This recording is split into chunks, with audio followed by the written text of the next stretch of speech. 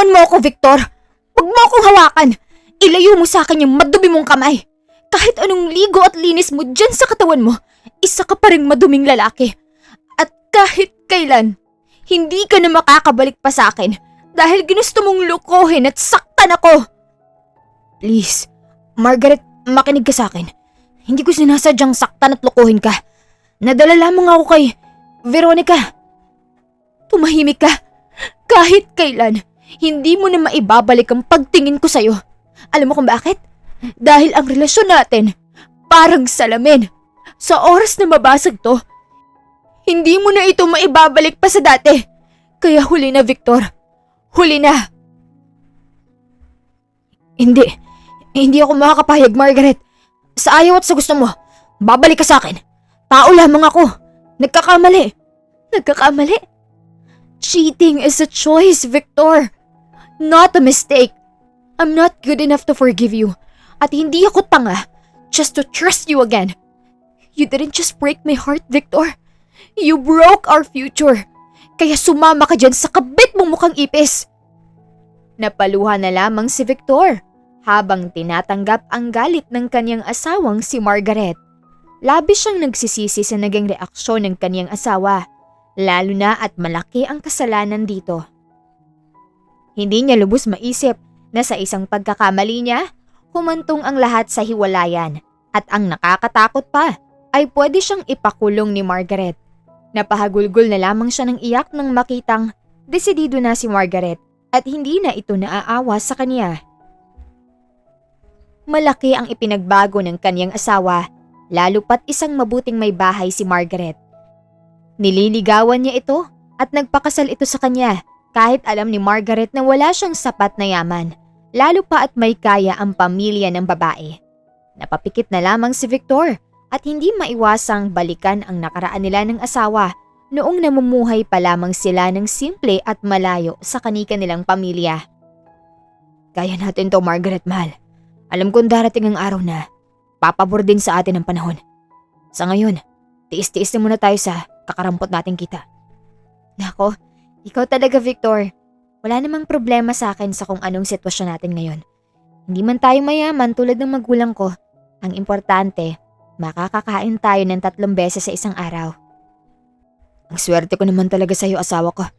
Kahit hindi ako mayaman, ay sinagot at nagpakasal ka pa rin sa akin. Hindi mo rin ako pinilit na tumira sa inyo. Kahit alam mong magandang buhay natin doon. Sakaling pumayag ka na, makasamang magulang mo. Hayaan mo, Margaret. Magsisikap ako, alang-alang sa magiging pamilya natin. Sana lamang ay magkaanak na tayo kaagad, para naman kompleto na tayo. Darating din tayo dyan, mahal ko. Sa ngayon, nais kong tulungan ka, para naman dalawa tayong may income dito sa bahay. Nako, wag na, Margaret. Nais kong dumito ka na lamang, at hintayin na lang akong umuwi. Dalawa lang naman tayo, at kayang-kaya kitang buhayin. Maswerte ako sa'yo dahil hindi ka mapili sa pagkain. Sana'y hindi ka magbago, asawa ko. Hinding-hindi ako magbabago, Victor. Kung hindi ka rin magbabago sa akin, handa akong talikuran ng lahat para sa'yo. Ganun kita kamahal. Ganoon din ako, mahal. Handa akong magpakapagod para sa'yo upang makita ng iyong mga magulang na akong karapat-dapat na maging asawa at kapares mo sa buhay. Napangiti na lamang si Margaret at niyakap ng mahigpit ang kanyang nobyo na ngayon ay asawa na niya. Hindi niya lubos maisip na ang simpleng lalaking nakilala lamang niya sa isang araw ay magiging asawa na niya. Mahal na mahal niya si Victor kahit pa hindi paborito ang kaniyang mga magulang. Huwag ang lalaking yan, anak. Nakikita namin ng daddy mo na sasaktan ka lang yan pagdating ng panahon. At ano na lamang ang may papakain niya sa'yo, Margaret? Hindi sapat ang kita niya sa araw-araw. Ngunit hindi nakinig si Margaret at nagpakasal silang dalawa ni Victor sa harap ng judge. At kahit hindi dumalo ang kanyang ama at ina, tuloy pa rin ang kanilang pag-iisang dibdib. Ayaw man ng mga magulang niya na makasal siya kay Victor dahil galing ito sa mahirap na pamilya, hindi pa rin siya nakikinig dahil mahal nga niya ang lalaki. At ipinaglaban ni Margaret ang kanyang nobyo at pinakasalan niya ito kahit labag sa kalooban ng kanyang pinakamamahal na magulang. Tahimik siyang umalis sa poder ng mga ito at sumama kay Victor. Naninirahan sila sa isang lugar kung saan malayo sa kanilang mga magulang at sa iba pa nilang pamilya. Wala namang pagsisisi na nararamdaman si Margaret dahil ramdam niya ang pagmamahal ng kaniyang asawang si Victor at tanggap niya kung ano ang kayang ibigay ng kaniyang asawa para sa kanya. Ang importante lamang kay Margaret ay masaya silang dalawa ni Victor at tulad ng kaniyang asawa, ipinapanalangin rin niyang magkakaanak na sila upang maging ganap na pamilya na sila ni Victor. Isang regular worker si Victor sa isang munisipyo at sumasahod ito ng 30,000 buwan-buwan. Para kay Margaret, sapat na rin ito para sa kanilang pangangailangan ng mag-asawa. Noong una, binibigay ni Victor ang lahat ng kanyang sahod sa kanyang misis at si Margaret na ang bahala sa lahat ng kakailanganin nila sa araw-araw. Habang nagtatrabaho at sumasahod si Victor buwan-buwan sa munisipyo, nagtatabi naman si Margaret ng pera galing sa sahod ng kanyang asawa upang may magamit sila sa oras ng pangangailangan. Nagulat pa nga si Victor nang minsan ay binigyan siya ni Margaret ng pera nang magkaroon siya ng sakit at kinailangan niyang magpatingin sa doktor. Problemado pa noong una si Victor dahil malayo pa ang kanyang sahod at ayaw rin niyang mangutang sa ibang tao. Mahal, ano to? Bakit may pera ka? Saan to galing? Sa'yo yan, mahal. Gagamitin natin yan para matingnan ka ng doktor at gumaling ka. Galing yan sa mga sahod mo buwan-buwan at nagtatabi ako kahit konti para may magamit tayong dalawa. Kaya huwag ka nang malungkot dyan at huwag mo nang isipin kung saan tayo kukuha ng pera dahil alam kong sapat na yan para gumaling ka. Mahal, maraming salamat. Hindi ko alam na masinop ka palang asawa. Akala ko ay kulang pa ang sahod ko para sa ating dalawa. Maraming salamat talaga, Margaret. Kulang naman talaga, mahal. Sa mahal ng bilihin ngayon, di ba? Pero hindi ibig sabihin nun, hindi na ako magtatabi. Handa akong labanan ang kakulangan natin sa pera. May maitabi lamang ako para sa ating dalawa. Napaluha pang humalik si Victor kay Margaret. Hindi niya alam kung paano pasalamatan ng asawa kahit pa sabihin nitong sa kanya rin naman galing ang perang binigay nito sa kanya. Paulit-ulit lamang siyang nagpapasalamat at agad rin silang bumisita sa doktor. Mabuti na lamang at hindi naman ganoon kadelikado ang sakit ni Victor kaya agad siyang gumaling sa gamot na kanyang iniinom na nireseta ng doktor. Lumipas ang ilang taon, hindi pa rin nagbabago ang buhay ng mag-asawa. Minsan, tapos pa rin sila sa pera at nagagamit pa rin ang itinatabi ni Margaret tuwing sahod ni Victor. Hanggang sa nagdesisyon si Margaret na magnegosyo sa labas ng kanilang maliit na bahay, makatulong man lang sa kaniyang asawa. Kung yan ang gusto mo, mahal, susuportahan kita. Basta, ayoko mapagod ka at sa oras na pagod ka na, pwede ka rin namang tumigil. Sinasabi mo yan, mahal ha. Salamat naman at pumayag ka na. Para rin makatulong ako sa'yo, lalo na't nauubos ng itinabi kong pera dahil sobrang mahal talaga ng bilihin ngayon. Kung papayagan mo lang sana akong bumalik sa trabaho, lalo pa't malaking sahod ko doon. Hindi na kailangan, mahal. Mas mainam kung dumito ka na lang sa bahay. Okay, mahal. Naiintindihan naman kita at malaking tiwala ko sa'yo bilang asawa ko. Tama ka, mahal. Huwag kang mag-alala at may awa sa atin ng Diyos. Napangiti na lamang si Margaret sa kaniyang asawa. Kahit sobrang lala ng krisis, hindi pa rin ito kinalimutan ng Diyos. Masasabi niyang swerte silang mag-asawa dahil nakasentro sa taas ang kanilang relasyon. Naniniwala si Margaret na balang araw ay magiging maayos rin ang lahat. Hanggat nabubuhay silang mag-asawa, mayroon pa ring pag-asa. Buong akala ni Margaret ay mananatiling masaya ang kanilang relasyong mag-asawa at akala rin niya hindi sila magkakaroon ng problema lalo pa at nasanay na silang nagtutulungan sa abot ng kanilang makakaya. Ngunit nagbago ang lahat ng isang araw. Napansin ni Margaret na halos gabi na kung umuuwi si Victor galing trabaho. Buong akala ni Margaret ay abala lamang ito sa munisipyo. Ngunit lalo pa siyang nagtaka nang biglang lumiit ang sahod na binibigay ni Victor sa kanya. Hindi lamang ito isang beses na nangyari, kundi umabot na ng 6 na buwan. Kaya isang gabi, nagdesisyon si Margaret na kausapin ng asawa tungkol sa kaniyang problema. Hinihintay niyang makauwi si Victor at hihintayin niya ito kahit anong oras ito uuwi. Ilang oras pa ang lumipas at napailing na lamang si Margaret nang makitang 11:11 na ng gabi. At dumating na nga ang kanyang asawa na tila pagod na pagod galing munisipyo. Tahimik itong umupo sa sala kahit nakikita naman nito si Margaret. Dahan-dahan ring umupo si Margaret sa harapan ni Victor at nagtaka pa ang lalaki sa ginawa ng kanyang asawa. Bakit dyan ko umupo, mahal? Dito ka sa tabi ko. Dito lang ako, Victor. Hinihintay lamang kita na makauwi dahil may itatanong ako. Ano yun, mahal? Hindi ba yun pwedeng ipagpabukas? Pagod na kasi ako. Madali lamang to. Nais ko lamang itanong sa'yo kung bakit tila pagod na pagod ka these months. Hindi ko rin masasabi na overtime ka dahil sobrang liit lamang ng sahod na binibigay mo sa akin buwan-buwan. May problema ka ba, mahal? Naku, mahal. Wala akong problema. Tsaka, kaya maliit ang natatanggap mong pera galing sa akin dahil ako nang nagtatabi galing sa sahod ko. Bakit, mahal? Bawal na ba? Kung ganon, walang problema, Victor. Dahil sahod mo naman yan. May income rin naman ako rito sa bahay dahil malakas ang bentahan ko ngayon. Nagtataka lamang ako dahil gabi-gabi ka nang umuwi. Sa susunod, mahal, wag mo na akong hintayin na. Kasi uuwi at uuwi pa rin naman ako sa'yo. Hayaan mo at maaga akong uuwi bukas. Pangako yan. Matutulog na ako at kumain ka na lang dyan. Busog na ako dahil may libreng pagkain sa opisina. Napailing na lamang si Margaret nang tumayo na ang kanyang asawang si Victor at pumasok na ito sa kanilang kwarto. Marami pa sana siyang gustong itanong rito pero pakiramdam ni Margaret ay umiiwas si Victor sa kanya. Tahimik na lamang siyang kumain na mag-isa habang iniisip ang posibleng problema nilang mag-asawa. Hanggang sa matapos siya sa kusina, wala pa ring maisip si Margaret kaya nagdesisyon na lamang siyang sundan sa kwarto ang asawa. Kinabukasan, maagang umalis si Victor at hinayaan naman ito ni Margaret dahil naisip niya na baka maraming gagawin si Victor sa opisina.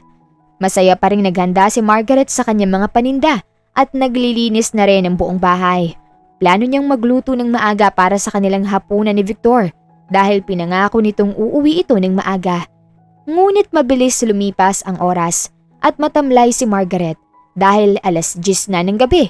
Hindi pa rin umuuwi ang kanyang asawa. Parang may mabigat na nakadagan sa puso ng babae at malungkot na itinabi ang pagkain na hinanda niya. Wala rin siyang ganang kumain kaya pumasok na lamang siya sa kanyang silid. Tahimik na umiiyak si Margaret. Hindi niya alam kung kakabahan na ba siya para kay Victor o mananatili pa ring paniniwalaan ng asawa. Hindi nakatulog si Margaret hanggang sa inumaga na nga siya sa pag-iyak. Nagulat pa siya nang biglang bumukas ang pinto at pumasok doon si Victor na parabang normal lamang ang lahat. Ang aga mong gumising, Mala. May gagawin ka ba? Hindi ba't mamaya ka pa magtitinda? Hindi talaga ako nakatulog, Victor. Ha? Bakit naman? May problema ka ba? Hindi ako nakatulog dahil hinihintay kita. Hindi ba't nangako ka sa akin na uuwi ka ng maaga? Bakit inumaga ka nang umuwi ngayon? Noong mga nakaraang buwan, gabi-gabi ka nang umuwi. Ngayon sinagad mo na talaga? Diyos ko, Victor. Mababaliw na ako rito sa kakaisip kung nasaan ka.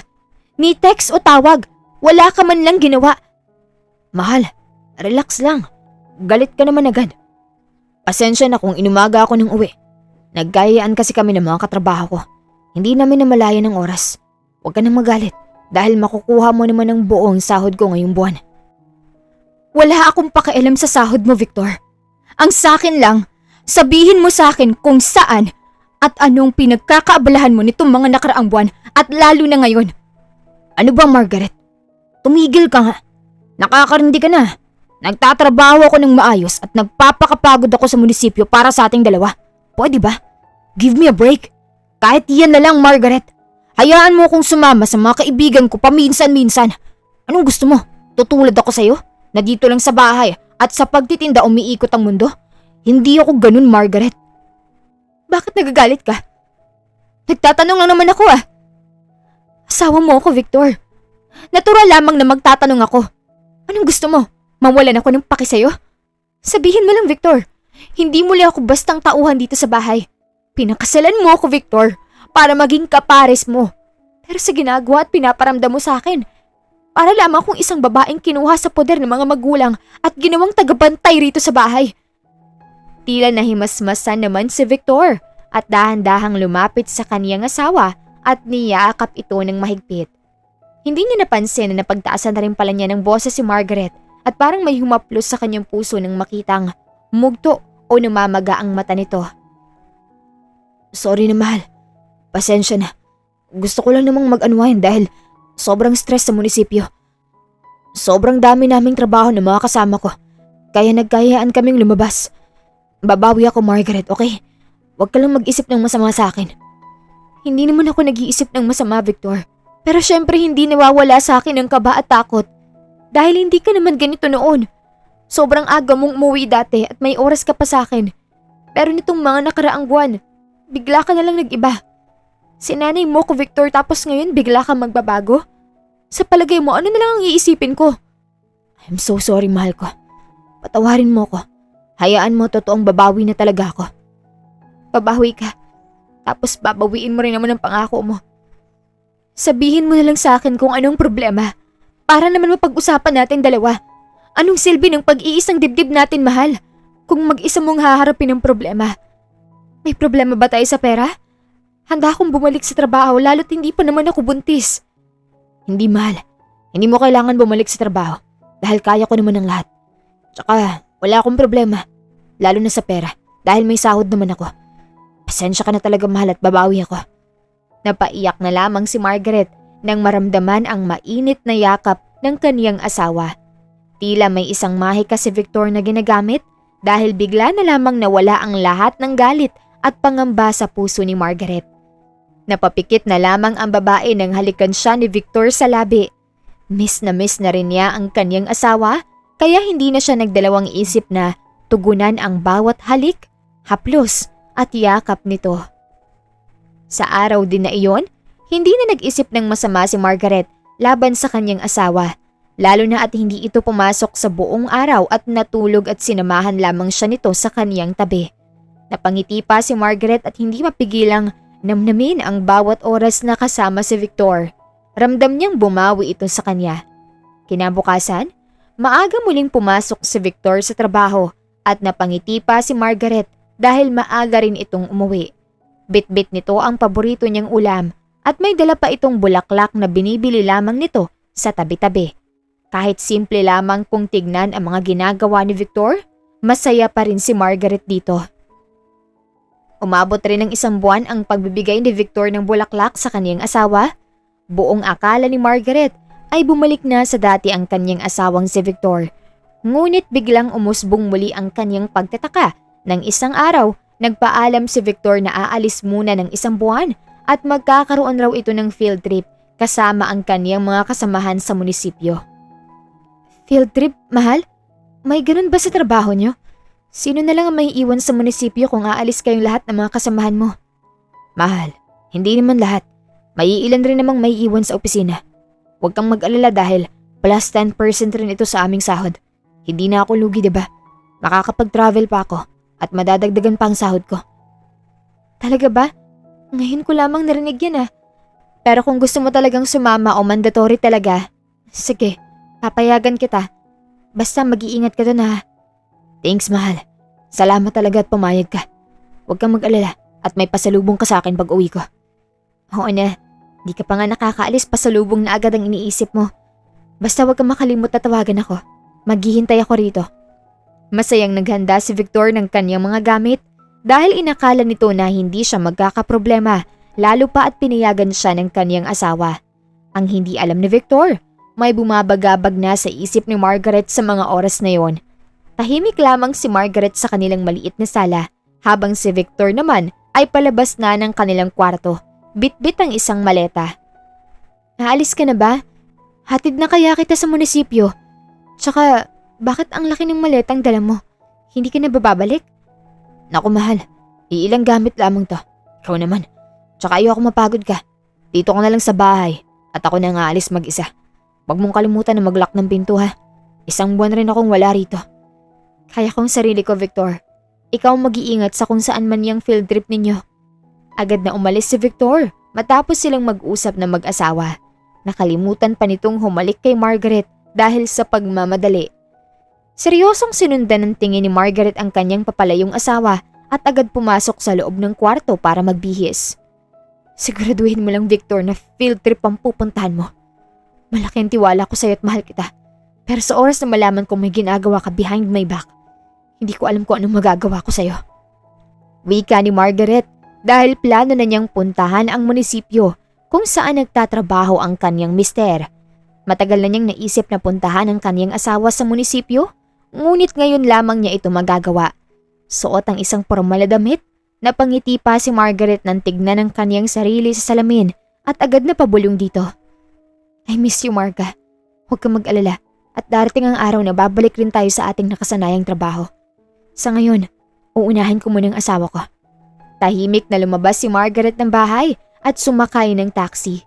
Hindi niya maintindihan ang kanyang sarili pero biglang umusbong ang kanyang kaba sa puso at pakiramdam niya may hindi magandang mangyayari sa kanya pagdating ng munisipyo. Sa kabila ng kabang nararamdaman, tumuloy pa rin si Margaret at nang dumating siya sa lugar, agad siyang napangiti nang may makilala siya dito.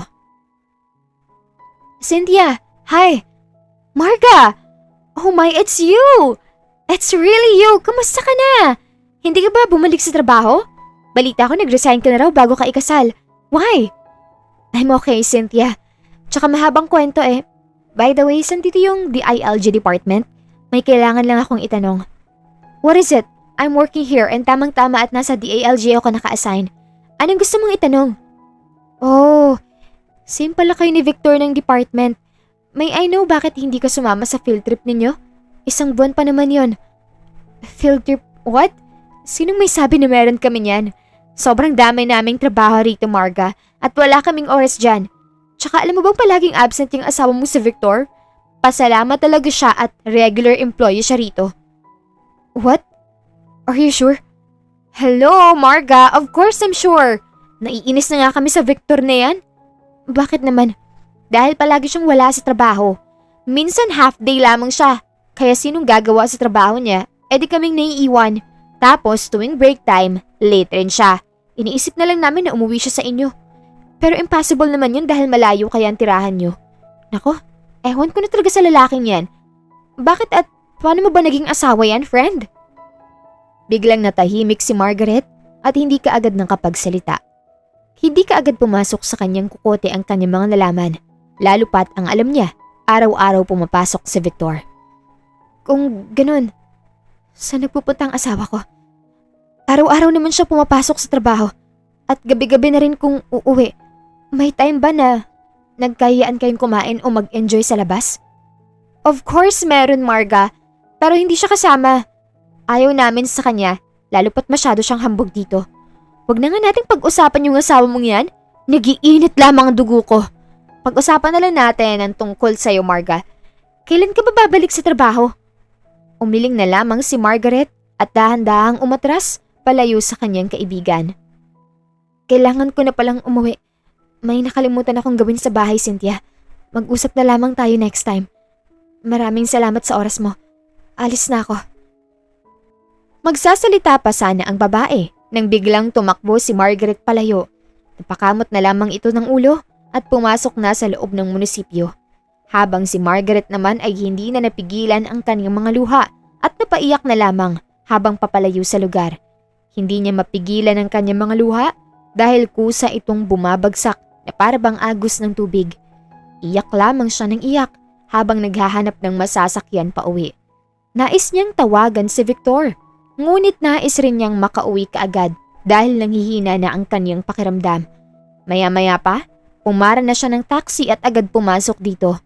Kahit nakikita siya ng driver, wala pa rin siyang pakialam at tuloy pa rin sa pag-iyak. Hanggang sa makarating siya sa kanilang bahay ni Victor, iyak pa rin siya ng iyak. Malakas ang kutob niya na niloloko siya ng kaniyang asawa at hindi siya makapaniwala na magagawa ito ni Victor. Sinungaling ka, Victor. Bakit mo nagawa sa akin to? Naging mabuti akong asawa at tiniis ang lahat ng paghihirap makasama lamang siya. Bakit siya nagsinungaling sa akin? Bakit?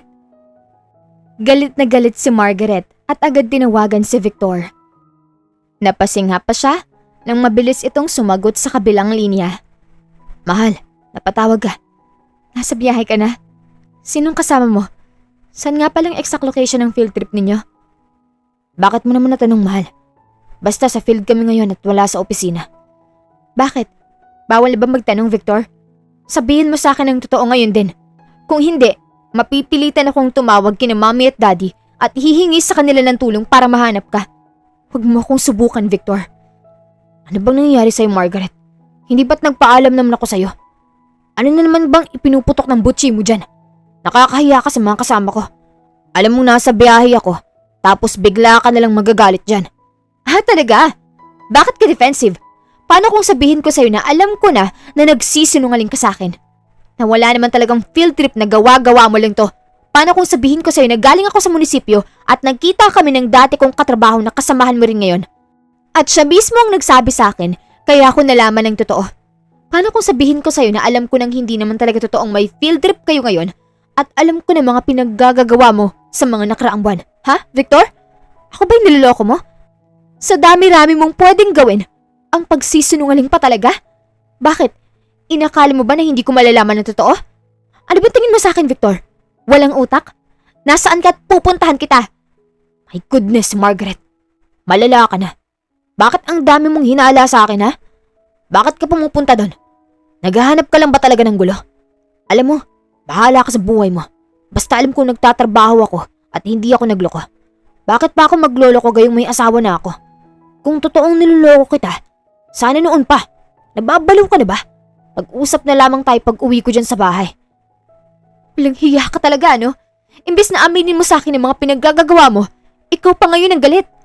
Hindi ako baliw, Victor, alam mo yan. At alam mo rin na mas mautak pa ako kesa sa yung lalaki ka. Maghanda ka sa akin at hahanapin kita kahit saang lupalop ka pa ng mundo magtago. Hindi ko kailangan magtago, Margaret, dahil malinis ang konsensya ko. Siguraduhin mo lang, Victor.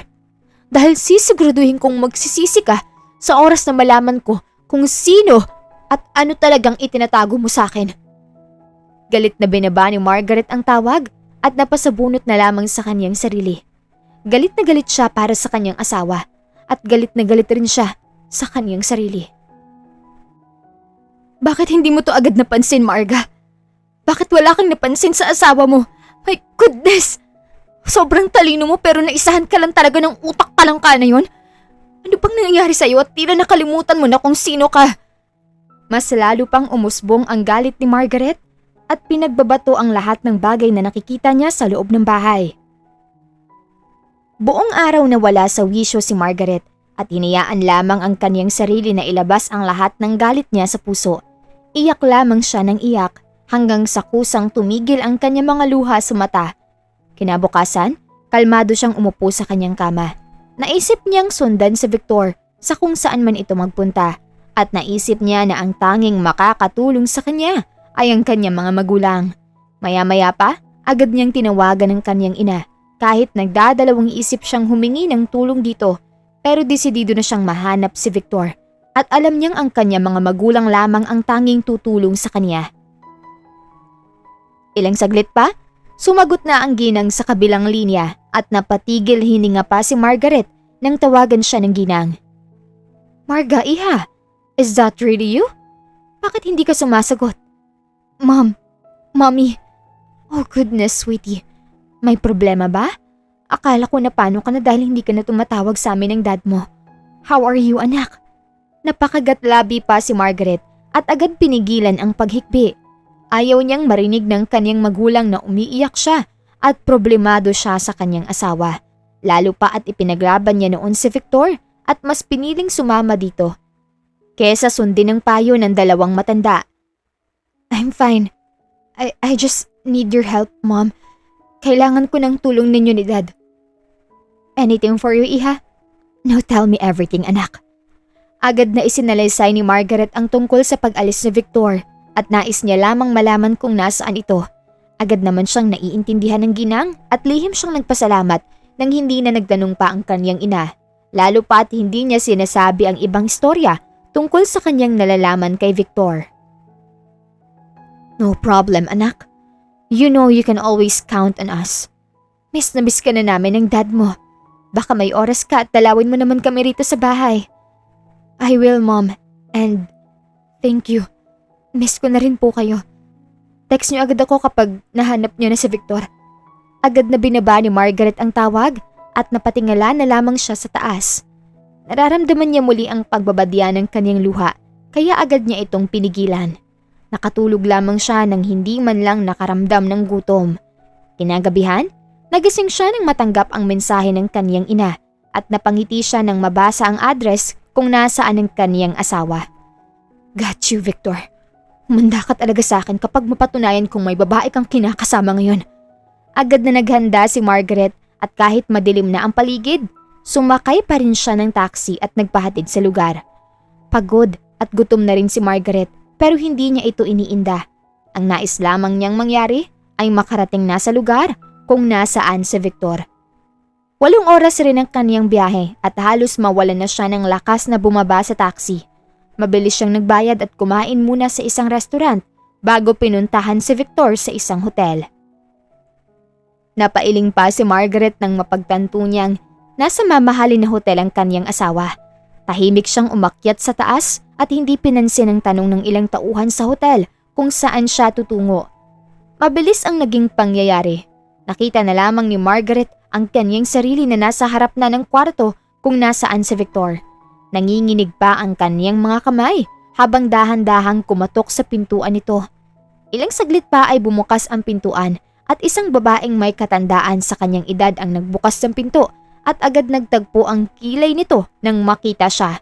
Napatigil rin si Margaret dahil kilala niya ang babae. Isa itong mayaman na single mother at isa ito sa pinakaimportanteng tao sa bangko kung saan siya nagtatrabaho dati. Hindi rin basta-basta ang babae dahil maimpluwensya itong tao. Nang tignan niya ito mula ulo hanggang paa, doon na siya napasinghap dahil nakatawel lamang ito at kagagaling lamang sa pagligo. Agad na naikuyom ni Margaret ang 2 kamao at pasimpleng tumingin sa likuran ng babae. Biglang tumikhim ang babae, kaya napabalik ang tingin ni Margaret dito. Hi, do I know you? May kailangan ka ba? Oh, Veronica Sanchez, right? I'm Marga, your bank assistant. Paano mo nalaman na nandito ako, miss? I just called the bank pero wala naman akong sinasabi na narito ako. Well, andito rin ako dahil may nais akong i-confirm. What is it? Did you know you're wasting my time? Nasa kalagitnaan kami ng boyfriend ko pero kumakatok ka, kaya kami natigil. Now tell me, Miss Margaret, gaano ba yun ka-importante? Biglang napatigil hininga si Margaret dahil nauubusan siya ng sasabihin sa harap ng babae. Hihingi na sana siya ng paumanhin nang biglang lumitaw ang isang lalaki sa likuran nito. Babe, what took you so long? Margaret? Hindi na natapos ng lalaki ang balak itanong kay Veronica dahil napatitig na ito kay Margaret. The nerve, Victor. The nerve. Sinasabi ko na nga ba? Tanging nasabi ni Margaret sa harap ni Victor na tulala pa sa kanyang harapan. Margaret, paano? Isang malutong na sampal ang natanggap ni Victor galing kay Margaret. Napahiyaw pa sa gulat ang mayamang babae na si Veronica dahil hindi nito inasahan ang mangyayari. What's happening? Should I call the police? Go ahead, Miss Veronica. Tumawag ka ng pulis. At anong paano, Victor? Nakalimutan mo ata, Victor, kung sino ako at kung ano ang kayang gawin ng pamilya ko. Ang kapal naman talaga ng mukha mo. Sabi na nga ba't niloloko mo ako eh. Niloloko mo ako. Wala ka na talagang awa sa akin. Halika rito. Galit na pumasok si Margaret sa loob ng kwarto at napatakbo pa si Veronica at agad nagtago sa gilid ng kama. Habang si Victor naman ay hindi nakailag sa mga sampal, sa bunot at sipa ng kanyang asawang si Margaret. Ano ba? Tama na. Tumigil ka na, Margaret. Nasasaktan mo na ako. Tumigil ka, sabi. Bakit ako titigil, ha? Ikaw pa ngayon ang galit? Bistado ka na, Victor. Manluloko ka? Lahat ginawa ko para sa'yo. Nagsakripisyo ako dahil mahal kita. Pero ngayon, makikita kong kasama mong babaeng yan? Bakit mo to nagawa, Victor? Bakit? My goodness! Please stop! Stop this violence, Margaret! Bago pa matuluyan sa Victor. Tumahimik ka. Isa ka pa? Isa kang higad. Sa dami ng lalaki sa mundo, asawa ko pa talaga. Biglang binitawan ni Margaret si Victor at si Veronica naman ang sinugod. Wala nang nagawa ang babae kundi ang protektahan ng kaniyang sarili laban sa mga kamay ni Margaret. Hindi naman nagtagal ay biglang napatigil si Margaret dahil bigla siyang niyakap ni Victor at inilayo siya sa babae. Bitawan mo ako! Bakit mo ako inalayo sa babaeng yun, ha? Mas iniisip mo pa siya kaysa sa akin? Tama na sabi, Margaret. Ano ba? Tumigil ka na. Titigil lamang ako kung sasabihin mo sa akin kung bakit mo ito nagawa. Bakit mo ako niloloko, Victor? Bakit? Dahil sawa na ako sa'yo. Sawa na ako sa buhay na meron ako kasama ka. Noong nakilala ko si Veronica, biglang gumaan ang lahat. May anak siya na pwede kong tawagin na akin na kahit kailan hindi ko pa nararanasan sa'yo. Oo, asawa kita. Pero kay Veronica ko lang naranasan ang lahat ng hindi ko nararanasan sa'yo. Yan lang ba ang rason mo? O dahil nahihirapan ka na sa buhay? Mahirap. Hindi ba't dapat ako ang maghahanap ng ibang mayaman na lalaki dahil sanay ako sa marangyang pamumuhay? Bakit parang baliktad pa ata? At wag mong sabihin sa akin na wala akong maibigay sa iyong anak. Dahil paano tayo magkakaanak kung wala ka ng oras sa akin? Manloloko? Gaslighter! Galit muling sumugod si Margaret at halos makalbo na ang buhok ni Victor dahil sa sabunot na natanggap niya sa kaniyang asawa. Tumigil ka sabi. Masyado mo na akong nasaktan. Hindi na kita mahal, Margaret. At si Veronica na ngayon ang mahal ko. Biglang napatigil si Margaret at napatulalang napatitig sa kanyang asawa. Parang nawala ng pandinig ang babae sa kanyang narinig. Anong sabi mo? Ulitin mo nga, Victor. Anong pinagsasabi mo ngayon lang? Ang sabi ko, hindi na kita mahal. Naririnig mo ba ako, Margaret? Tama ng ilang taon na pagsasama natin dahil wala rin namang saysay ang lahat. Dahil hanggang ngayon, hindi pa rin ako matanggap ng magulang mo. I'm learning to choose myself, Margaret. At dito ako masaya. Kay Veronica ako masaya. Dahan-dahang tumulo ang mga luha sa mata ni Margaret. Hindi niya lubos maisip na masasabi iyon ng kaniyang asawa. Imbes na humingi ito ng tawad, ito pa ang nagagalit sa kanya. Hindi niya matanggap na ganoon lamang kay daling ibasura ni Victor ang kanilang mga pinagsamahan. Ngunit imbes na umiyak ng gusto at magmakaawa kay Victor na bumalik ito sa kanya, pinili niyang ngumiti kahit tuloy pa rin ang agos ng kaniyang luha. Fine. Hindi mo na ako mahal? Dahil mahal mo na yung babaeng yan? It's okay. Okay lang talaga sa akin. At least alam ko na kung anong klaseng lalaki ka, Victor. At alam ko rin kung bakit ka na in love sa babaeng yan. Because of her money, right? Sino bang hindi nakakakilala sa isang Veronica Sanchez? Mayaman, maganda, at higit sa lahat, maimpluwensya. At sa tingin mo, wala yang lahat sa akin. Kaya sige, pumapayag akong sumama ka sa babaeng yan. Pero ito lang ang tandaan ninyong dalawa. Darating ang araw na magmamakaawa kayo sa akin at luluhod kayo sa harapan ko. At sa oras na mangyari yan, hinding-hindi ko kayo patatawarin. Naririnig mo ako, Victor? Hinding-hindi ka na makakabalik sa akin. You're just a piece of trash, by the way. Taas noong kumuha ng alkohol si Margaret at agad nilinisan ng kaniyang mga palad. Hindi nakasagot ang dalawa, kaya taas noo siyang tumalikod at unti-unting naglakad palayo. Ngunit malapit na siya sa pintuan nang bigla siyang tumigil at hindi man lang lumingon sa dalawa. Mag-enjoy kayo, Miss Veronica. Mag-enjoy ka kasamang manloloko kong asawa. No worries, dahil hindi ko kayo ipapadampot sa pulis para naman masulit ninyong inyong field trip. Enjoy lang kayo, dahil hindi pa naman kayo papasok sa selda. Wika niya at tuluyan ng lumabas sa silid kung nasaan ang kaniyang asawa. Pagbaba niya ng hotel, doon na nang paupo si Margaret at tuluyan ng umiyak sa tabing kalsada. Durog na durog ang puso ni Margaret na halos mawala na siya ng hininga. Iniisip niya na sana sundan siya ng kanyang asawang si Victor, pero hindi ito nangyayari. Tuloy lamang sa pag-iyak si Margaret kahit pinagtitinginan na siya ng mga tao sa lugar. Nagulat na lamang siya nang biglang may humintong paa sa kaniyang harapan at nang tumingala si Margaret, nakita niya ang malungkot na mukha ng kaniyang ama at ina. Tahan na anak, andito kami ng daddy mo. Ma'am, Dad, paanong? Anak ka namin, kaya alam namin may problema ka. Malaking tiwala mo sa asawa mo kaya alam namin na may ginagawa ito behind your back dahil hinahanap mo na siya. Huwag ka nang umiyak. It's not worth it. Umuwi na muna tayo sa bahay. Napatango na lamang si Margaret at lalo pang naiyak nang tahimik siyang yakapin ng kaniyang ama. "It's okay, Iha. We totally understand you." Ramdam niya ang lungkot nito para sa kanya. Tahimik silang umalis sa hotel at dumiretso sa kanilang mansyon. Samantalang si Victor naman ay napailing pa rin sa nangyari. Tahimik silang dalawa ng kaniyang kabit sa loob ng hotel hanggang sa nagsalita ito. "Is it really me?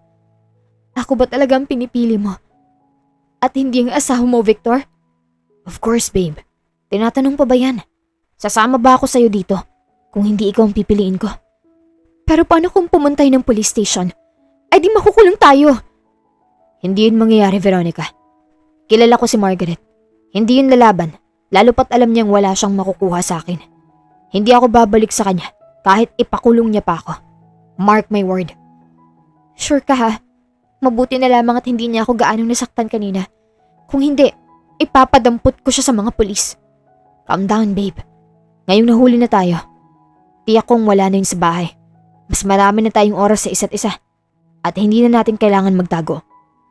Sabay pang nagtawanan ang dalawa na parabang sila ang nagwagi laban kay Margaret.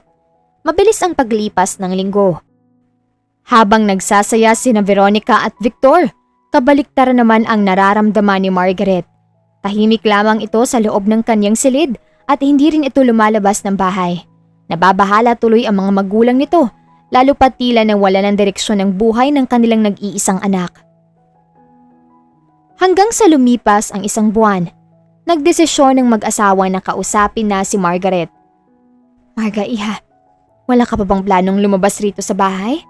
Baka gusto mong mag-travel muna pansamantala." "Sobrang krisis na po, Mami, kaya ayoko mag-travel. At kahit anong gawin ko, hindi pa rin mawawala sa isip kong tungkol sa panloloko ni Victor sa akin. Minahal ko siya, Mom. Ipinaglaban ko siya sa inyo dahil mahal ko siya. Pero ito lamang ang igaganti niya sa akin? Gusto niya pala ng mayaman. E di sana, pinayagan niya akong magtrabaho muli sa bangko." "Exactly, anak. Ngayon lamang ako magsasalita, Iha. At pakinggan mo ko. Kami ng mami mo. Huwag mong ilugmok ng husto ang sarili mo dahil lang sa ginawa ni Victor sa'yo. Bagkus, gawin mo itong lakas upang makapag-isip ng mabuti kung paano makakabawi sa iyong sarili at kung ano ang maganda mong gawin sa dalawang taksil. Pinalaki ka naming mabuti at mautak na anak, Margaret. Gamitin mo ito laban sa dalawa." Biglang natauhan si Margaret at seryosong napatingin sa kaniyang ama. Kitang-kita niya ang determinasyon sa mga mata nito, kaya dahan-dahan siyang tumango. "Tama kayo, Mom, Dad. Bago pa magtagpo ang landas namin ni Victor, mautak na pala akong babae. Hindi lang talaga ako makapag-isip ng matino dahil sa pag-ibig na yan. Hayaan niyo, Mommy, Daddy. Tatayo ako at ipaglalaban ko ang sarili ko. Hindi pwedeng mananatili akong nakaupo at titignan ng dalawang taksil na masaya sa malayo. Maghanda sila dahil ipapatikim ko sa kanila kung paano gumanting isang Margaret." Napangiti na lamang ang mag-asawa at agad niyakap si Margaret. Tahimik silang nagpapasalamat dahil nakikinig na sa kanila ang nag-iisa nilang anak. Bumalik na sa trabaho si Margaret bilang isang accountant sa isang malaki at sikat na bangko. Noon ay pakilala ni Marga kay Victor. Isa lamang siyang degree holder at isang anak mayaman at inilihim niya rito ang tunay niyang trabaho sa bangko. Si Margaret ay isa sa utak sa bangko at alam niya ang lahat ng transaksyon sa loob. Kaya rin niya nakilala ang babae ni Victor dahil matagal na niya itong minamatigan, lalo pat questionable ang perang pumapasok nito sa kanilang bangko. Alam niya kung saan at kanino galing ang perang pumapasok sa account ni Veronica. Napangiti pa si Margaret nang malamang hindi pa pala nare-resolba ang tungkol sa questionableng transaksyon ng babae. Mukhang ako ata ang hinihintay. Mukhang alam ata ng Diyos na mangyayaring lahat ng to, kaya itinabi niya ang kaso para makabawi ako at mapanagot kong lintang babae na si Veronica. Humanda ka, Veronica, dahil babagsak ka sa putikan at sisiguraduhin kong mangyayari to. Kung saan-saan nagpunta ang dalawang taksil na sina Victor at Veronica at nagpakasaya-sayamang meron sila. Habang nagtatawanan at nag-iinuman sila, tahimik rin palang gumalaw si Margaret hanggang sa tuluyan na nitong nakumpleto ang papeles laban kay Veronica. Napangiti na lamang si Margaret at sinimulan ng gipitin ang dalawang taksil. Isang araw, nagulat na lamang si Veronica nang hindi na nito magamit ang daladalang card sa isang mamahaling restaurant. Masaya lamang silang kumakain ni Victor nang biglang sabihin ng waitress na hindi gumagana ang kanyang card. "That's impossible, miss. Ayusin mo ang trabaho mo. Kung hindi, ipapatanggal kita sa trabaho mo ngayon mismo. Do it again." "Babe, chill lang. Tinakot mo naman ata masyado yung babae." Miss, try mo ulit, baka nagkamali ka lang." Agad na sumunod ang waitress, pero nang umiling ito, galit na tumayo si Veronica at inilabas ang lahat ng ATM cards niya sa harap ng cashier. "Hindi niyo ba ako kilala? My goodness, pinapahiya ninyo ako ngayon. Ilang beses ko nang ginamit ang cards na yan pero ngayon ayaw gumana? Try niyo lahat ng yan." Kaagad namang sumunod ang mga cashier at napayuko na si Victor dahil pinagtitingin na sila ng mga tao sa loob dahil sa lakas ng boses ng kaniyang nobya. Ilang saglit pa ay umiling ang mga babaeng kahera kaya hindi na napigilan ni Veronica ang magwala. "This can't be happening. Bakit biglang hindi magamit ang cards ko? Tatawagan ko mga bangko at humanda sila sa akin." "Babe, ako nang manggubayad. May pera naman ako rito. Miss, I'll pay in cash na lang. Pasensya na kayo." Agad na nagbayad si Victor at hindi na kinuha ang sukli dahil umalis na rin sila kaagad. Hiyang-hiya ang lalaki sa pagwawala ng kaniyang kasama, lalo pat nasa isang sikat na restaurant sila. Agad silang umuwi sa hotel at doon na tuluyang nagwala si Veronica habang kausap nito ang bangko. "How dare you? Sinong may sabi sa inyo na i-freeze ninyo ang lahat ng cards ko? Pera kong itinabi ko sa inyo tapos hindi nyo ito ipapagamit sa akin? Humanda talaga kayo sa akin." Galit na umupo si Veronica at agad na nag-isip. Halos hindi makalapit si Victor dito. Ngayon lamang niya nakita ng ganoon kagalit ang kaniyang nobya dahil sanay siyang nakikita itong masaya. Hindi pa man kumalma si Veronica, agad nag-ring ang mamahalin nitong cellphone at kalmado itong sumagot sa kabilang linya. Dahan-dahan na sanang uupo si Victor sa tabi nito nang bigla itong nagwala muli at sa oras na yon para bang isang tigre ang babae na handa ng kumain ng tao anumang oras. "Bakit nangyayari ang lahat ng to? Bakit biglang nawala ang lahat ng investment ko? Bakit? Hindi ninyo alam? Huwag kayong tatawag sa akin kung hindi ninyo malalaman ang rason kung bakit nangyayari ang lahat ng to. My goodness! Sinasahuran ko kayo, so magtrabaho kayo." "Babe, calm down. Baka atakihin ka sa puso." "You shut up, Victor! Wala ka rin namang maitutulong sa akin kaya pwede ba? Tumahimik ka na lang dahil nag-iisip ako. Bakit sobrang malas natin today? Una, hindi gumana ang cards ko dahil kusa itong na-freeze sa bangko. Ngayon malalaman kong nawawalan lahat ng investments ko. What's happening, Victor?" Biglang umatras si Victor dahil ramdam niya ang pangangatog ng kaniyang tuhod. Biglang napainom ng tubig si Victor at hindi pa man siya nakatapos, bigla muling nag-ring ang cellphone ng kaniyang nobya.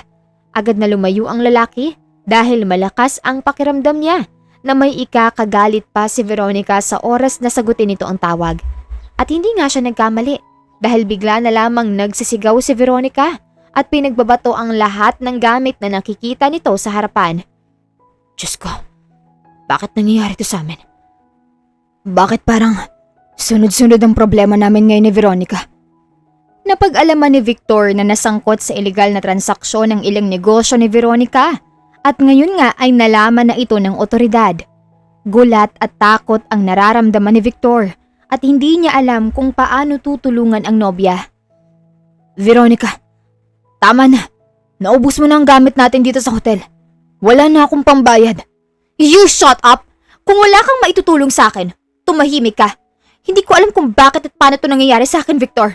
Sobrang tagal ko na sa negosyo ko at ngayon lamang ako nagkaproblema ng ganito. Ang malas." Hindi pa man nakasagot si Victor.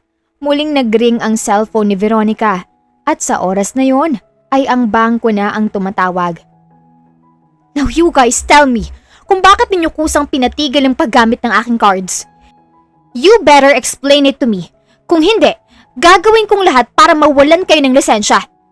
Tumawa ang kausap ni Veronica sa kabilang linya, kaya lalo pang nagalit ang babae. "How dare you? Bakit ka tumatawa, babae?" Relax, ma'am. Tumawag lamang ako to inform you na tumalbog ang checking pag-aari mo. At nandito sa amin ngayon ang ilan sa mga tauhan mo. Ilan kaya sila? 20 people? What? Paano? Hindi. This can't be happening. Sino ka bang tumatawa dyan, ha? Kita mong problemado yung tao, tinatawanan mo? Dati ka bang baliw?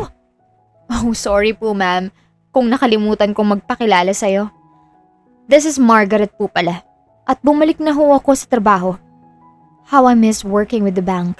Lalo na transactions mong una kong tinitignan dito. Biglang napatigil ang babae at dahan-dahang napatingin kay Victor. Sumenyas naman ang lalaki dahil natatakot siya sa mga tingin ng kaniyang nobya. Is this really Margaret? Kagagawan mo bang lahat ng to? No, ma'am. Well, sort of. But anyway, yung tungkol sa pag-freeze namin ng cards mo, pwede mo yung itanong personally dito sa bank. And tungkol naman sa tumulbog mong cheque, ikaw ho makakasagot niyan. Hindi. Kaya to nangyayari lahat. Dahil sa'yo. You can't do this to me, Margaret. Kung galit ka sa asawa mo, sa kanya ka lang magalit. I'm sorry, ma'am. But I can't hear you na po. Hintayin niyo na lang ang susunod na mangyayari. Dahil hindi pa po kami tapos. Akala ni Veronica ay nawala na sa linya si Margaret, kaya dahan-dahang tumayo si Veronica at lumapit kay Victor. Alam ko na kung bakit nangyayari, Victor. Si Margaret ang kausap ko sa cellphone and she's working on it. Ano? Hindi kita maintindihan, Veronica. Paano si Margaret ang kausap mo? Wala nang tayong naririnig sa kanya, hindi ba? Paano siya nasali sa usaping to? Hindi mo ba ako naririnig, Victor? Bumalik na sa trabaho ang dati mong asawa at alam niya mga tinatago kong sikreto. She's working on it. Alam ko kung bakit ito ginagawa. Imposible yan, babe. Alam ko na mayaman ng pamilya ni Margaret pero imposibleng masangkot siya sa ganitong gulo. Isang malakas sa sampal ang natanggap ni Victor galing sa kaniyang babae. Nanlilisik ang mga mata nito at galit na tumingin sa kaniya. Sa tingin mo ba gumagawa ako ng istorya, ha, Victor? Sa tingin mo ba nababaliw lamang ako dahil alam kong may kasalanan ako sa asawa mo? You're wrong, Victor. You're wrong. Asawa mo ang kausap ko sa kabilang linya. At huwag mo sabihin sa akin na hindi mo alam na dating accountant si Margaret dahil kilala kong asawa mo noon pa man. Siya ang utak sa bangko kung saan ko pinapasok ang aking pera. Kaya malakas ang kutob ko na alam na niyang lahat-lahat ng sikreto ko. Diyos ko, posibleng anumang sandali. Huhulihin na tayo ng mga pulis. We should go. Ano ba, Veronica? Kumalma ka pwede. Kung ano-ano nang tumatakbo dyan sa isip mo. This is not the right time to panic. At please lang, tama ng pananampal sa akin. Dahil kotang-kota na ako kay Margaret. Hindi ka ba naaawa sa akin? This is your fault. Kung hindi ka lang sana lumapit sa akin noon, hindi ako hahabulin ng asawa mo. Yung akala mong plain housewife, siya palang tutugis sa ating dalawa ngayon. Teka, bakit ako nasali? Wala naman akong alam sa negosyo mo ah. Wala rin akong alam tungkol sa pumapasok at lumalabas mong pera sa bangko. Bakit mo ako idadamay? Damay ka talaga dito, Victor. Damay-damay na to. Nagsisigawan na ang dalawa sa loob ng kanilang hotel at nakakatanggap na rin ng ilang sampal si Victor galing kay Veronica.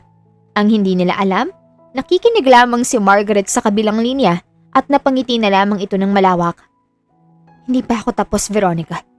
Huwag mong ubusin ang lakas mo sa walang kwentang lalaking yan. Watch out, Veronica. Dahil hindi mo kakayanin ang susunod kong gagawin. Pabagsak kayong dalawa at sisiguraduhin kong hindi lang kayo aaray sa sakit, kundi gagapang kayo papalapit sa akin. Pagkatapos ibaba ang tawag, si Margaret mismo ang pumunta sa istasyon ng pulis. Bitbit ang maraming dokumentong magpapatunay ng mga kasalanan ni Veronica, lalo na kay Victor. Nais niyang pagsabayin ang dalawa, lalo pat may sapat siyang ebidensya laban kay Victor sa pakikiapid nito sa ibang babae habang kasal sila. Kinabukasan, agad nang naghanda ang mga pulis matapos ibigay ni Margaret ang address kung nasaan namamalagi ang dalawang taksil. Nakahanda naman si Margaret at sasama siya sa operasyon na gagawin ng mga pulis. Ngunit laking pagtataka ng lahat nang wala silang madatnan sa hotel kung saan namamalagi ang dalawang taksil nang puntahan nila ito. Agad na tumawag si Margaret sa kaniyang ina habang patuloy sa paghahanap ang mga pulis. Mom, they're not here. Can you ask Dad to check kung nasan sila? Mukhang nakaalis na ang mga taksil na yun. Your dad is working on it, anak. Tama ka, dahil tumawag kaninang tauhan ng dad mo at na-confirm nilang wala na sa hotel ang asawa mo. Don't worry too much dahil madali lamang natin silang mahuhuli kapag andito lamang sila sa ating bansa. Mahihirapan lamang tayong hanapin sila sa oras na makalipad na sila pa ibang bansa. Please mom, bilisan ninyo ni dad. Hindi pwedeng hindi natin sila mahuli agad. Ayokong umiyak at maging talunan sa bandang huli. Kailangan nating magbayad sa mga taong niloloko nilang dalawa. Just wait, Iha, and trust your dad. Agad na ibinaba ni Margaret ang tawag at huminga ng malalim. Tama ang kanyang ina. Kailangan niya lang magtiwala sa kanyang ama, lalo pat wala siyang ibang inaasahan ngayon kundi ang kaniyang mga magulang at pulis. Ilang oras pa ang lumipas, nakatanggap si Margaret ng text message galing sa kaniyang ama. Agad niya itong ipinakita sa mga pulis nang makumpirma na lugar ito kung saan nagtatago ang dalawang taksil. Sa kabilang banda naman, sina Veronica at Victor na nagmamadali, muling nagligpit ng mga gamit upang makaalis sa kanilang hotel. Kararating lamang nila ngunit may nagtip kay Veronica na alam na ng mga pulis kung nasaan sila. Nararamdaman nilang malapit nang matapos ang kanilang masayang araw, kaya nagdesisyon silang tumakas muli bago pa sila mahuli ng mga pulis at mapanagot sa batas. Ngunit hindi pa man sila nakakababa ng hotel. Nagulat na lamang sila pareho nang biglang bumukas ang kanilang pinto at tumambad doon ang maraming kapulisan. Victor! May mga pulis! Napasinghap na lamang ang dalawang taksil at agad nagtaas ng kamay. Hindi kami lalaban. Please, huwag niyo kaming saktan. Veronica, lumapit ka sa akin. Tama! Hindi kami lalaban ng boyfriend ko. Sasama kami sa inyo ng matiwasay. Agad na pinunasan sina Victor at Veronica ng dalawang pulis. Parang tuta ang dalawang taksil nang ilabas ito sa silid ng kanilang hotel. Samantalang si Margaret naman, taas noong naghintay sa dalawa sa baba ng hotel at agad gumuhit ang maganda nitong ngiti nang makita na pababa at papalapit na sa kanya sina Victor at Veronica. Got you, lovebirds. Inaakala ata ninyo na makakatakas kayo sa akin. Nanlaki pa ang mga mata ni Victor nang makita ang kaniyang asawa. Ibang-ibang anyo nito sa dati niyang kinakasama sa iisang maliit na bahay. Wala na sa aura nito ang pagiging mahinhin. Iyaking asawa at lalong hindi na niya nakita ang babaeng dati ay mahal na mahal siya. Elegante rin ang suot ni Margaret at tila nanliit pa si Victor sa kaniyang sarili dahil napagtanto niyang hindi man lang niya nabilhan si Margaret na magandang damit noong magkasama pa lamang sila. Kusang tumulo ang luha ni Victor at nang makalapit kay Margaret, agad itong lumuhod. Nang nakita ni Veronica ang ginawa ni Victor, agad siyang gumaya dito at lumuhod na rin sa harap ni Margaret. Patawarin mo ako, mahal. Tulungan mo ako dito. Ayokong makulong kasama ang babaeng to. Margaret, ikaw ang mahal ko at hindi si Veronica. Hindi. Kailanman, hindi na ako maaawa sa'yo, Victor. Pinili mong saktan ako, kaya namnamin mo ang pait at sakit na naranasan ko dati. Pinili mong Veronica na yan, kaya dalawa kayong makukulong habang buhay. At ikaw, Veronica, maging leksyon sana to sa'yo. Kapag ang isang lalaki o babae ay kasal na o may kinakasama na, matuto ka sanang lumugar. Ilugar mo ang kakatihan mo at maghanap ka na lang ng ibang tao. Hindi ko alam, Margaret. Hindi ko alam na may asawa na siya. Ang sabi niya sa akin single siya. Kaya please, Margaret, patawarin mo ko. Ayokong makulong. Bata pa ang anak ko. At naniwala ka naman. Sayang, maganda ka pa naman. Mayaman, kaso wala nga lang utak. Don't worry, dahil sabay ko kayong ipapakulong dahil sa patong-patong yung kaso. At isa pa, Veronica, dapat nilinis mo ng pangalan mo noon pa. At sana, tinuwid mo ng iyong maling gawain para naman hindi ka masyadong mabigatan sa kaso mo. Pero hindi eh. Mas inuna mo pang mag-enjoy sa lalaking may asawa na. Enjoy na lang kay sa rehas. At tungkol naman sa anak mo, don't worry. May ibang pamilya ka pa naman na handang kukup-kup sa bata.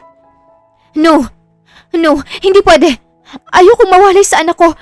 Margaret, please! I'm begging you! Huwag mong ituloy ang kaso dahil hindi ko kakayanin! Huli na ang lahat, Veronica. Hindi niyo na ako maluloko. Kung pinagtatawanan niyo ako dati, pwes, ako naman ang matatawa sa inyo ngayon. Kahit umiyak pa kayong dalawa ng dugo, wala akong pakialam. Mas ikakatuwa ko pa ito dahil masasabi kong nakakabawi na ako sa inyong dalawa. Sinira ninyo ni Victor ang kinabukasan ko, kaya nararapat lamang na masira ko rin kayo. Mahal, makinig ka sa akin. Huwag kang pumayag na masira ang pinagsamahan natin dalawa. Hindi ko sinasadya na saktan ka. Maniwala ka sa akin, mahal. Malamig nang ngumiti si Margaret at lumapit ng kaunti kay Victor. Hindi, Victor. Tulad ng sinabi ko, cheating is a choice, not a mistake. At hindi ko to ginawa para lang gumante. Hindi kita ginantihan dahil iniwan mo ako, Victor. Ginawa kong lahat ng to para sirain ang mundo na pinili mo. At sana masaya ka dahil mas pinili mong sumama kay Veronica kaysa ang habulin ako nung araw na nahuli ko kayong dalawa. No more second chances, Victor. No more second chances. Tumalikod na si Margaret at tanging tunog ng kaniyang takong lamang ang naririnig ng dalawang taksil. Napahagulgol na lamang si Victor pati na rin si Veronica nang sapilitan silang ipasok sa patrol car ng mga pulis. Sinubukan pa ni Veronica na magwala pero bagsak lamang ang balikat nito dahil hindi siya pinakikinggan ng mga kasamang pulis. Agad na dinala sa istasyon ng pulis ang dalawa at agad na ikinulong sa selda. Tumawag pa ng abogado si Veronica bago pumasok sa selda. Ngunit wala ni isang abogado ang nanaisin na isalba siya sa patong-patong niyang kaso. Ganoon rin ang nangyayari kay Victor, lalo pat wala naman siyang sapat na pambayad sa abogado na maglalabas sa kanya sa kulungan. Nang tignan ng lalaki si Veronica, bigla siyang nakaramdam ng lungkot. Siguro, hindi ito mangyayari sa atin kung hindi lang sana nag-cross ang landas natin sa munisipyo, Veronica. Sana kasama ko pa rin ngayon si Margaret sa maliit naming bahay. Bakit nangyayari sa akin ang lahat ng to? Sobrang swerte ko na sa kanya dahil nasa kanya ng lahat ng katangian ang hinahanap ko sa isang babae. Pero mas pinili kong lumiko sa daan kung saan pansamantala ko lamang naramdaman ng saya. Sisihin mo ang sarili mo, Victor.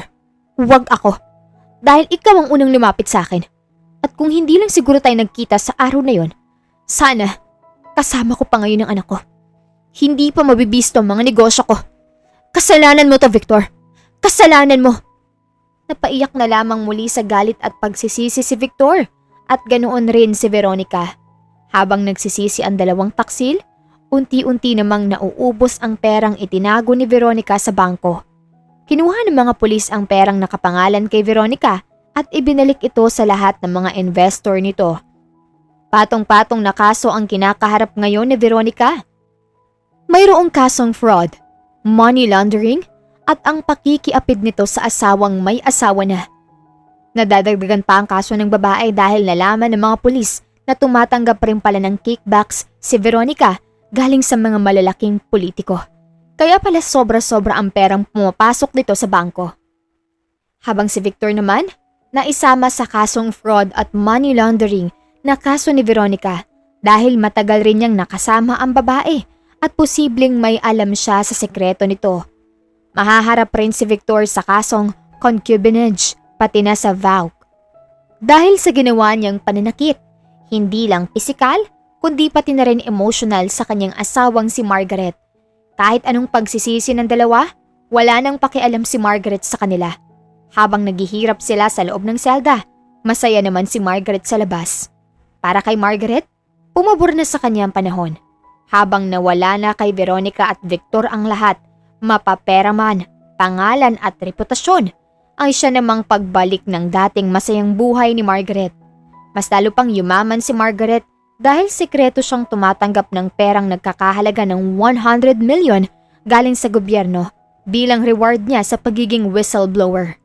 Habang nag-e-enjoy si Margaret sa kanyang yaman, mas lalo pang naghihirap sina Veronica at Victor sa kulungan.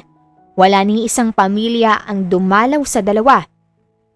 Nangangayayat rin ang buong katawan nila dahil hindi sila sanay sa pagkain sa loob ng kulungan. Napapatulala na lamang si Victor tuwing naiisip ang simple, ngunit magandang buhay noong hindi pa niya nakikilala si Veronica. Margaret, mahal. Sana'y sumagi sa isipan mong dalawin ako rito sa kulungan. Hindi ko na alam kung makakaya ko pa pang lahat ng to. Patawad, Margaret. Ngayon ay nagpakalayo-layo si Margaret at nilisan na ang lugar kung saan maaalala lamang niya ang taksil na asawa. Sinama niya ang kaniyang ama at ina sa malayong lugar at doon nagsimulang muli. Hindi naman sinarado ni Margaret ang kanyang puso pero nais niya munang magsimulang muli kasama ang kaniyang mga magulang. Napagtanto ni Margaret na kung nakikinig lang sana siya noon sa kanyang ama't ina, hindi na sana siya masasaktan ng lubusan. Ngunit ngumiti na lamang si Margaret dahil kahit nasaktan man siya, hindi pa rin siya pinabayaan ng dalawang matanda. Sa ngayon, tahimik na namumuhay si Margaret habang tinatayo ang kaniyang negosyo. Iniiwasan na rin niyang makibalita sa dalawang taksil dahil tuluyan na niyang binura sa kanyang puso't isipan ang dalawa. Mas nanaisin na lamang ni Margaret na mamuhay na matiwasay at walang galit na nananalaytay sa kaniyang puso. Wakas, maraming salamat po sa inyong pakikinig. Kung nagustuhan niyo ang kwento, please leave a like, comment, share and subscribe to my YouTube channel.